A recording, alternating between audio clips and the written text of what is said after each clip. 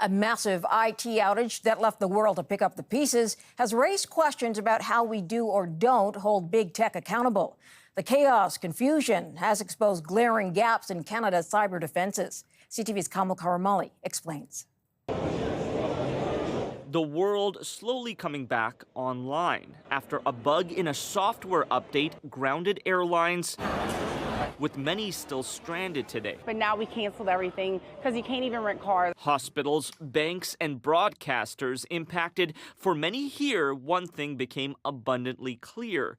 Canada's response wasn't good enough. I would score it very poorly, like let's say a 3 out of 10. Although the outage was related to faulty software, cyber experts look at this as a test run in preparing for a cyber attack. And Canada failed. Canada is not prepared. There's a lot of work that needs to be done. Now looking to other nations that are better prepared. The European Union has its Cyber Resilience Act, which holds companies accountable for making sure they're doing everything they can to keep themselves and their stakeholders safe. While Australia has a Minister of Cybersecurity responsible for tackling issues like the global outage on Friday. Well, having a cyber czar or the one point of contact makes sense. The country even has a cybersecurity strategy until 2030 that commits funding and other resources for the next few years towards threats related to the cyber world. Whereas in Canada, we did introduce a national cybersecurity strategy earlier this year,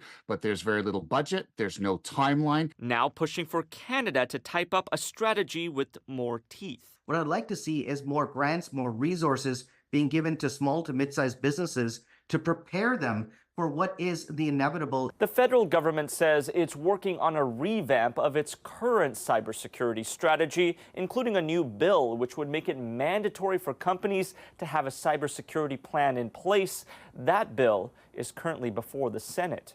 Marilla. Thanks, Kamil.